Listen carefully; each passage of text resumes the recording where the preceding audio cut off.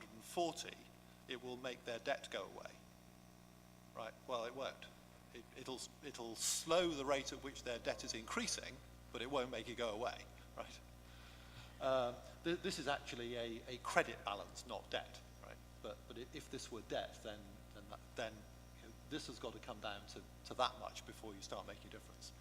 And this all seems pretty obvious, but when we talk about the economy, I don't know what it's like on the Italian news, but certainly on the British news, reporters talk about government debt and government borrowing as though they were the same thing.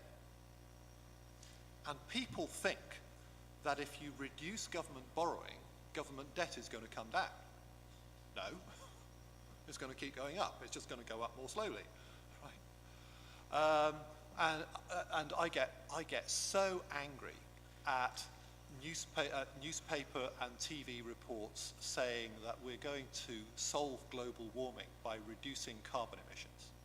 Right? Reducing carbon emissions. If you reduce carbon emissions, all you do is slow the rate at which it gets worse. You don't make it better. Right? Now, everyone in this room understands that, right? We don't have to practice that. But this turns out to be something that companies don't really look at. They look at it on cash. They all look at it on cash. This is their balance sheet and their cash flow statement, right? They all look at it on cash. But they don't look at it when it comes to customers, to people, to product range. So again, this principle just continues to apply over time. Well, I'm not doing anything new here. All I'm doing is I'm just replicating the same arithmetic. This isn't maths. This is first grade sums arithmetic, right? All I'm doing is repeating it for 24 months, and that's what the cash does if that's what the inflow and the outflow do. And the other important thing this brings up is that this number alone, the net change, is not good enough. It's not good enough. We need to know that it's 50 because that's 250 and that's 200.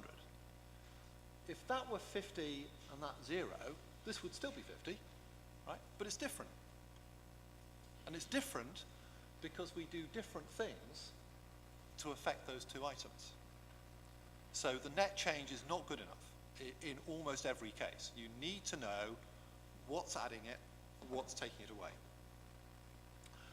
So if you want to explain this to somebody, then you can take them to this URL here, and there's a little, this game where you can actually play with what happens to your bank account if the things change on your cash in and cash out. So let's go back to our IT support company, and this is the number of clients we've had. Now, you remember when I started, I said one of the problems with the standard approach to building models is that you don't get the answer until the very end. We've already had answers to this problem. We've already had some answers. We've had the answer that client problems are caused by overload, and we know by how much the workload exceeds the capacity of our people, right? That is already useful information. We haven't had to wait until we've drawn a big diagram of the whole structure, gone away and found all the data, built a working model, run it a few times to check it, and then bring the answer back. We got that useful information in the first hour we started on the work, right? In the second hour of the work, we've given them more useful information, right? That has happened to the client base because that is the number you won, and that is the number you have been losing. And the blue numbers are up to now, up to this point in time, and the red numbers are the future. So we're already giving our client a second piece of useful information here, that your client decline problem is not, well, it is partly because you're losing clients, but actually over here, you were still winning some, but then you were losing them again over here, right? And that's how many, right? It's not I'm winning some and losing some. It's how many. And that is known information. You know, even a small company knows when they sign up a new customer for this kind of business. And they know when the customer cancels the contract. That's known information, nothing strange about that. And once again, we've got all the data down here. You could do this in a spreadsheet. You would soon get a headache if you did much more than this with the spreadsheet. So the spreadsheet is a bad tool for doing this. But we're not doing anything mysterious. What we're doing is following through the logic. You know, we said, what causes this? Well, this and this cause this. Yeah.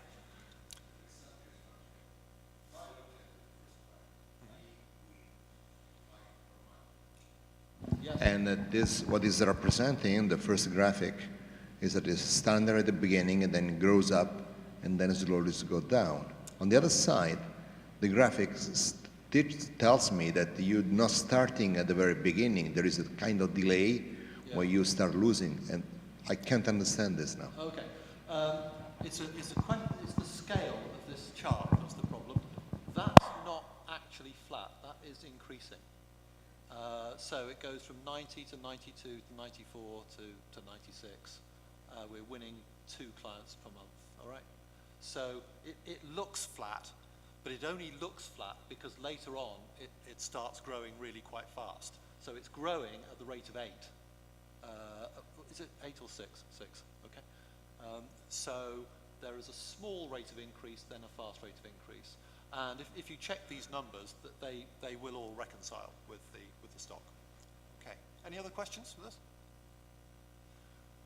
Not every company is able to tell you their customer numbers. Okay. An airline, surprisingly, cannot tell you their customer numbers. They can tell you how many journeys they sold, but they can't tell you how many unique customers they served. When I explained this to Lufthansa, they kind of got it very easily. That's not a problem. So I said, so you can tell me how many customers you have, can you? And they said, well, no, we can't. I said, well, surely when people book a flight with you, they have to put in their name. And they said, well, yes, they do, but they might put in their name differently on different occasions. They might put their full name in or just their initials. They might book from work or they might book from home. So I said, what they can tell you, of course, is the frequent flyer number. They can tell you the number of frequent flyers because that's a database and that's one of these stocks. But frequent flyers only account for, I think, something like 60% of an airline's traffic, something of that kind. So there's a whole piece of an airline's business where you don't know who the customers are. But you should try to find out. If you're Coca-Cola, you do not know how many consumers you have. Okay? You don't know the consumers. What do you think Coca-Cola does to try to solve that problem?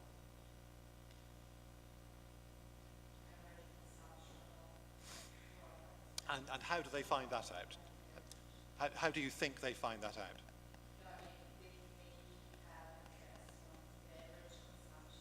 Yeah. Uh-huh. Right. That's right. So we know something about what the average is, so we can back calculate what the stock must be. Yeah. Well, what they do more than that. They have what are called panels of consumers. So they have a panel. I think in the United States is something like 10,000 people, and those consumers fill in a diary of what they bought. So that tells you, for a population of 10,000 people, how many people bought Coke, how many people bought Pepsi, also how many people bought Diet Coke or Diet Pepsi or Fanta or something else. And if your statisticians have done their work right, you can estimate up to the total population of North America, 250 million people, from a sample of 10,000. That will give you a good sample, which allows you not only to know what the total number is, but you can segment it by age, gender, education level. You can segment it in various different ways. The other thing about panel data, with people filling in a diary, it tells you something else. This is a question for the advanced students in the class here. If I'm Coca-Cola and I'm getting reports back on what product, what soft drink each consumer bought day by day over the last month, it tells me how many customers I have for Coca-Cola. What else does it tell me?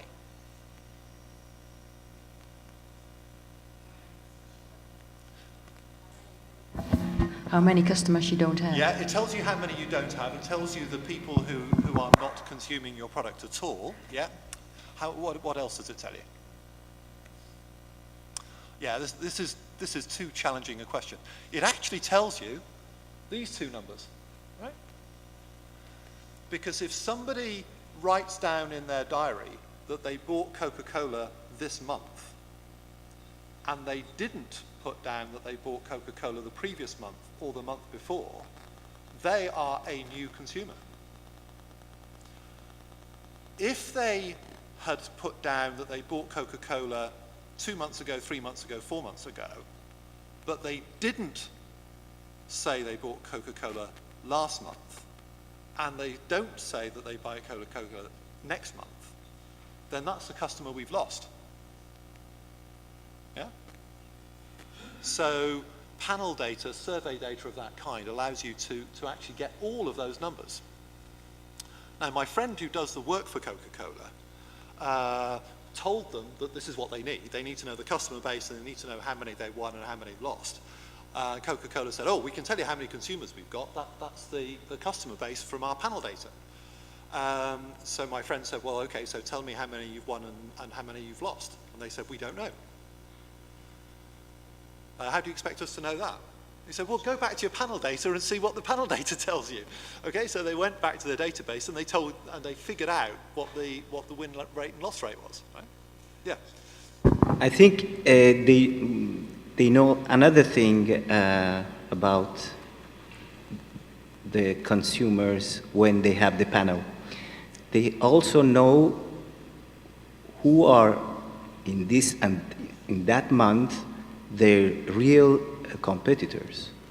Mm-hmm. Mm-hmm. Yep. This is a plus. Not only that they didn't bought Coca-Cola, but which other say brand is in that moment. Correct. Absolutely. That's exactly where this work goes.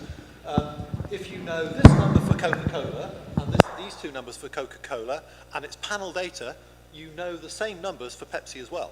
Even though you're Coca-Cola, you know those numbers for your competitor. Even more important than that, if you lose a customer for Coca-Cola, you know where they went, because they check the box for Pepsi or Fanta or water, right, instead. So you know not only who your customers are, who your competitors' customers are, how many anyway, you also know where they went. And that is really important, because you can't do anything about this number. The only thing you can change are these numbers. It's the flow rates you control. You don't control the stock. You cannot do anything to alter the stock. The only thing you can change in any situation is the flow rates. So if you know where customers have come from and where they go to, you're now in a position to act on that. Okay, so what we can do now is we connect this to the rest of the same system. Here's the client base for the IT company. Here's the hours required to bring on the new companies. Here's the hours required for the companies we've got. Here's the total service hours. There's the pressure on staff, and there's the problems. Okay. So we've now connected the flows to the stocks to the performance, which is what we wanted to do. I guess some people in the audience will be getting very uncomfortable by this point, right? Because you're going to be saying to yourself, where's the feedback? Right? Anyone saying to themselves, where's the feedback? We'll get there. Yeah, we will get there. It is there. right? We just haven't got to it yet, right? So again, here's a working model where you can just play with these numbers alone at that URL there.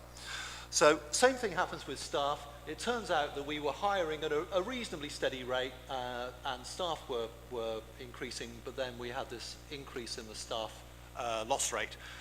Same thing applies. If you go and ask companies how many staff they've got, they can tell you the history of how many staff they had.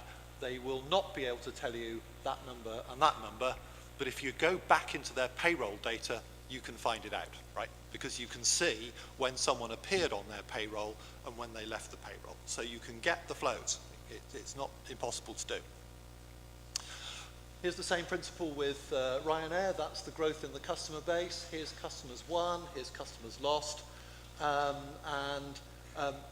This is my best estimate of what probably happened to these two numbers based on some other information that I'll share in a minute. But they don't report those numbers, so it's from outside the company, you can only estimate it.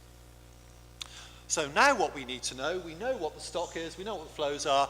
The last piece in the jigsaw, the last piece of the puzzle is what drives the flows. And it turns out there are three standard sets of things that drive the flows. The first is simply our decisions, all right? If we change the price, that is probably going to change the rate at which we win customers. If I want to change the number of staff I've got, I decide to hire somebody. That's just a decision. Right? Nothing very complicated about that. Secondly, there are external factors, things I've got no control over, that will alter my ability to make that flow rate happen. So I can reduce my price, but if my competitors reduce their prices too, then I won't have the impact on this that I think I should have had.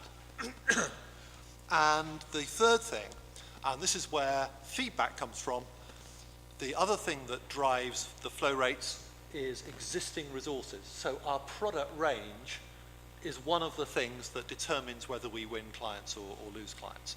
So our IT service company is not able to support a potential client who wants a particular service that they can't do, for example. Ryanair cannot fulfill a customer's requirement to fly from London to New York because they don't fly from London to New York, right? So there's our existing resources. And the same applies on the outflow. And it's a different set than this.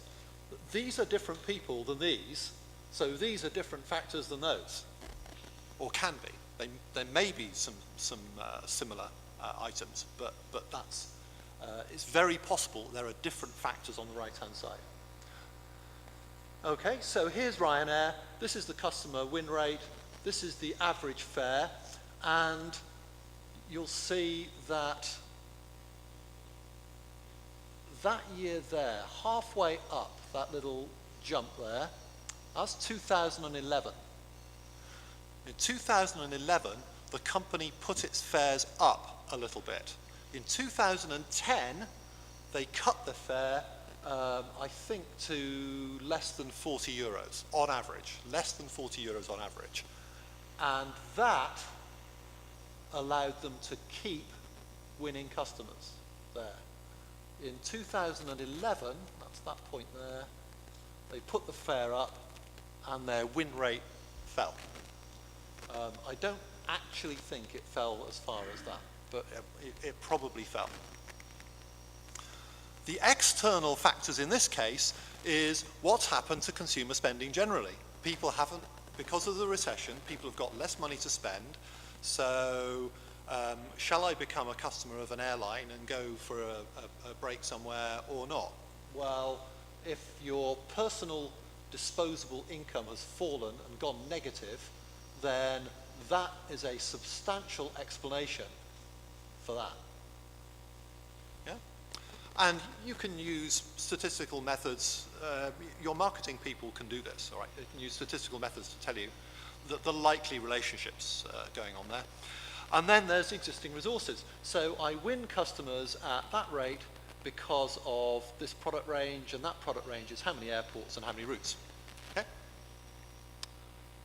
So there is the connection from our existing resources to the flow rates. And this is where feedback comes from. So switch back to our IT company. Here's our client generating this amount of work, putting this pressure on staff, and that means we have this number of problems, and our clients don't like this and they want to leave, which is why our clients have left. This is feedback. That's a balancing feedback effect that has given rise to the loss in clients. And there's our RB and our balancing feedback. And down here, you remember we had this jump in the loss rate of staff? Well, that's a reinforcing feedback, because we lose some staff, the pressure on staff goes up because we've got fewer people, and that means that we've got fewer staff, more pressure, which means even more staff leave, which means there's even more pressure, which means more staff leave, more pressure. Okay, that's reinforcing feedback. So I hope you're feeling a bit more, a sense of relief now, at any rate, that we've actually got some feedback at long last. So those are our 4 principles, and this is something we should always remember. Feedback is always caused by a resource driving its own flow rate, by a stock driving its own flow rate. That's what feedback is. There's nothing else. There is no other kind of feedback than that. It has to be a stock driving its own flows. It might go through other flows, through other stocks as well, but when you trace it round, you've got to get back to the same stock itself. Otherwise, there can't be any feedback. So the full working model is at that link there. I'll say a few words about that. Reinforcing feedback is pretty common. Here's an experimental model you can play with for Facebook, where the only reason people really join Facebook is because other people are on Facebook. There's no other reason for using the service, right? It's a meaningless thing to be on Facebook and not be connected to other people. You can play with that model. So when you put these 4 principles together, we want to improve performance over time. That depends on resources. The resources accumulate, and decisions, external factors, existing resources drive the gains and losses.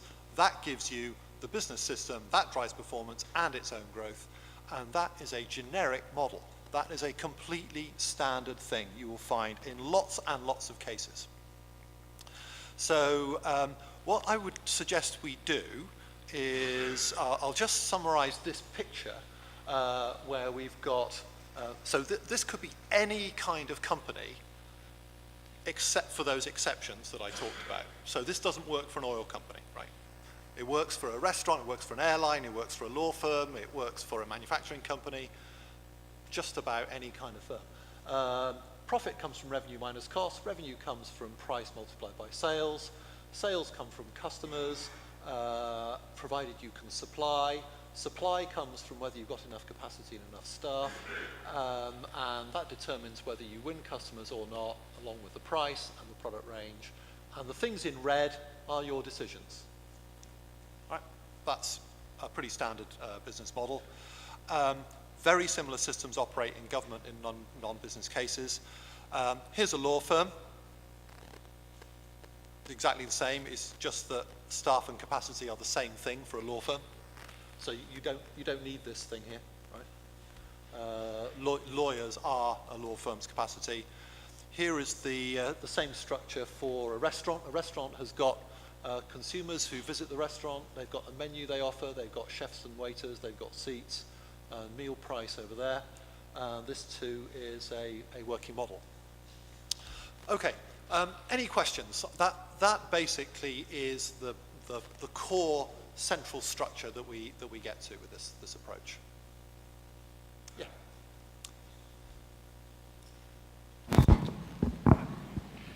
The question I'd like to ask is, when you say decision, you are implying also what comes after the decision, which is a whole set of actions, and so you're just creating a direct link between decision and the influence of that decision on the expected point of ingress. But to be really useful to the customer in this case, it would probably be worth to expand on how that decision becomes action and now that action become an effect that you want to generate. Yeah. Because that probably could add to that sense of frustration that you have at the beginning when you propose a solution which takes a long time to develop and that tends not to work and just provide just a gray area of uncertainty. And so just... Yes, this, if we take this one here, for example, I'll do it for the law firm because it's a bit more. This would translate into a quarterly hiring program that the staffing department is responsible for. So the staffing department has got a time-phased action plan that says, go hire this number of people in quarter 1, this number in quarter 2, this number in quarter 3. And of course that will change because over here, performance will be different. You might try to hire 100 people, but only succeed in hiring 80 because of these exogenous things that happen. But you're right, you know, there is an action plan behind here. In the case of a pharmaceutical company, the product range is drugs, and of course there's a huge, massive activity behind developing a new drug product. So you're right, this might be a simple strategic decision at one level, but there's a whole work program behind actually making that happen. Yeah. Any other questions? Another thing that I think it's better to point out also for beginners, it's the delays. You didn't talk at all about delays. And I'm afraid it's very important in this type of presentation because we have to know that the problem of delay is something which, you just said something very, in the examples I just wanted to point out for the people I know. That's a very, very good point. Delays are very important indeed. Many delays, it turns out, come from the pipeline of stages you have to move people through. So if you want a new chief executive in 10 years' time, you better start hiring people now who can be your chief executive in 10 years' time because it's going to take 10 years for that person to develop. Even if you decide to hire outside, if you say, I want a new chief executive today, it may take you 3 months or 6 months to find that person, so there's a delay. And in this case here, the IT firm, these clients here, they've decided that they're going to leave, but they haven't left yet because they need to go and find another support firm who's going to look after them better, and that's going to take them some time. So there is actually a delay here between the decision to leave and actually doing it. But you're right, there are delays in many cases we need to worry about. Anything else? I've got something I want to ask you to do over the break. Is now a good time for break? Yeah. Good. So those of you who would like to, could you get on the Wi-Fi over the break and just go to any of these models that you like and explore those. And we may have a look at one of the two of those after the break. So before the break, thank you, Kim, first of all, for this first session. I would like to introduce you to Professor Baldoni, who is here for Salutation. He's the workshop chair. And I would thank him for of course, hosting this workshop in here at the Department of Computer Science, Automation and Management. So, Roberto. So this is just a short welcome message from the, let's say, two institutes that are inside this building. One, as was mentioned by Stefano, is the Department of Computer Engineering, Automation and Management. And then we have also here hosted by this building the Research Center in Cyber Intelligence and Information Security that actually I am directing.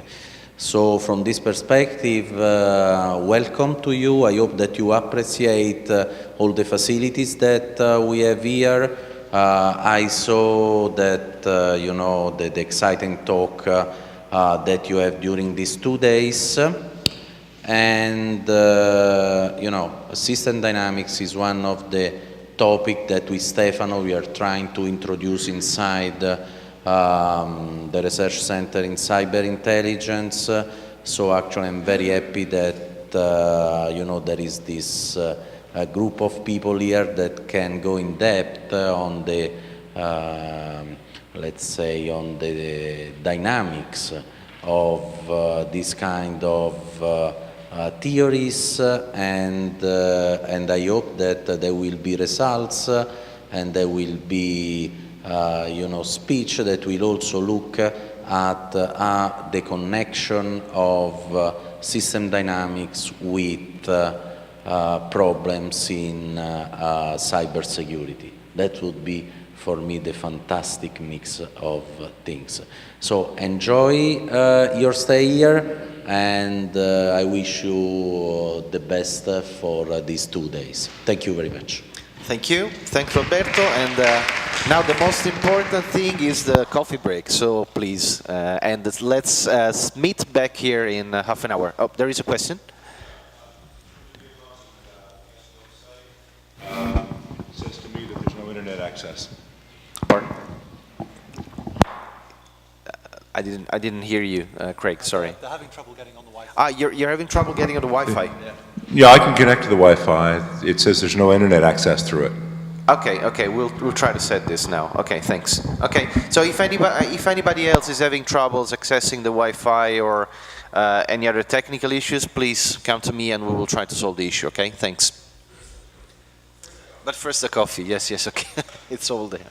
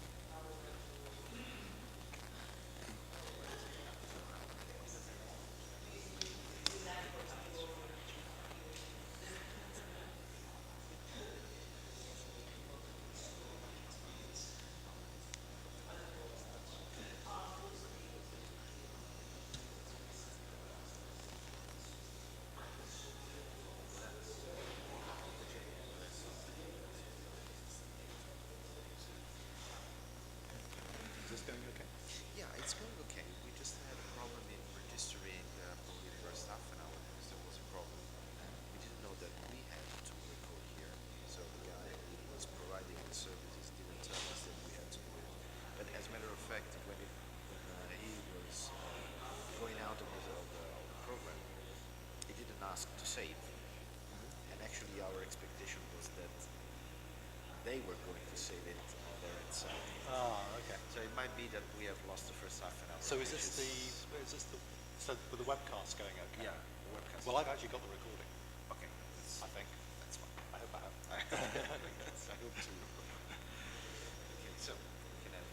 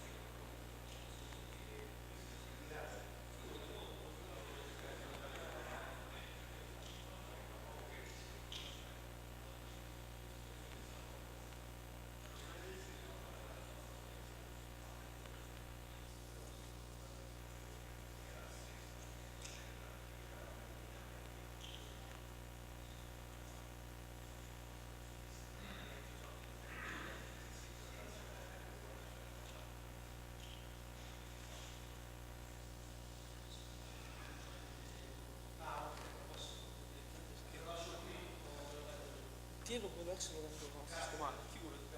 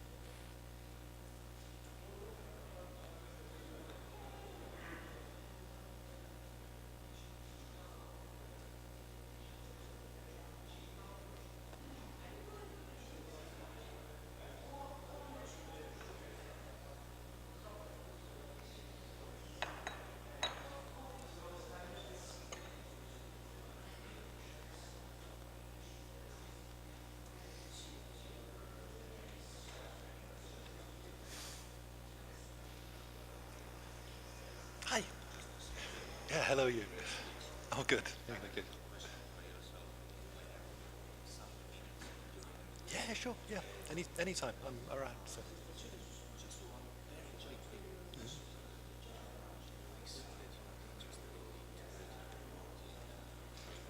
Oh, yeah, yeah.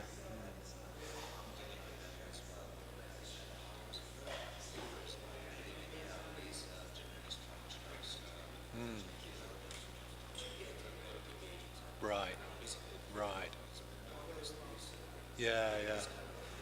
Well, I've tried to interest people in the integrated reporting community about this, and they just don't seem to be interested. It's very odd. They seem to me to actually not want to fix the problem. They want to continue thinking that the problem is unfixable.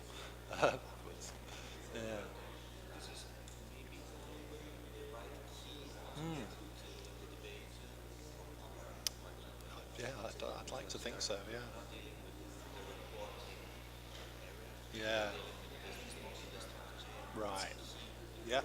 Yeah. Yes. Well, yeah, the capitals model is slightly unfortunate that they use that terminology for it because it's not quite right, but at least it's a language. Ah, okay. Oh, good. I didn't spot that.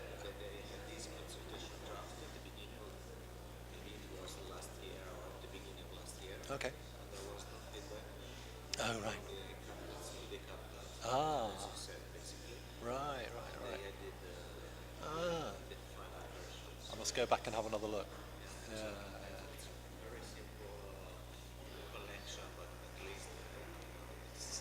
yeah, yeah. Oh, good, good, good. Well, it's interesting to hear that you've fallen over the integrated reporting issue as well. Ah, right. Yeah, yeah, yeah, yeah. I should think so. Yeah, yeah, yeah. Good. Yes, of course. Yeah, yeah. I'm around until tomorrow afternoon. So.